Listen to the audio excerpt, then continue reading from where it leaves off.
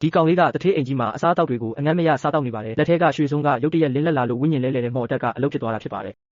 ဝီလီယံကမယုံကြည်နိုင်စွာနဲ့ပဲဥက္ကဋ္ဌဖော်ကိုဖေဖေလို့ခေါ်လိုက်ပြီးကိုတုံးလုံးတယ်လို့ခံစားလိုက်ရပါတယ်သူကရွှေစုံရဲ့ဒဏ္ဍာရီကိုတကယ်ယုံကြည်နေတာကြောင့်ချက်ချင်းပဲအထုပ်ပိုးတွေပြင်ပြီးထွက်သွားလိုက်ပါတယ်အဲ့ဒီအချိန်မှာပဲဂျွန်ရဲ့ချစ်သူအမ်မာကရုတ်တရက်အခန်းထဲကိုဝင်လာခဲ့ပါတယ်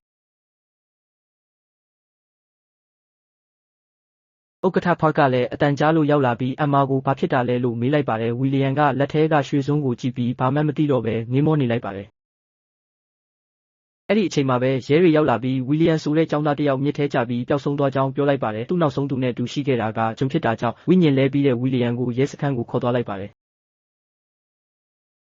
ရဲတွေကဝီလီယံကိုဗီဒီယိုဖိုင်ပြလိုက်ရာဝီလီယံရုန်းကန်ရင်ရေထဲပြုတ်ကျသွားတာကိုတွေ့လိုက်ရပါတယ်ဒါပေမဲ့တေချာကြည့်လိုက်တော့ဗီဒီယိုထဲကသူတို့နှစ်ယောက်ရဲ့ပုံစံတွေကလဲလှယ်ထားပြီးဖြစ်နေပါတယ်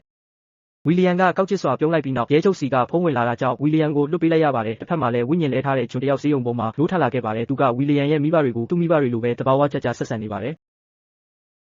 ဒါကဝိညာဉ်လဲခြင်းရဲ့နောက်ဆက်တွဲ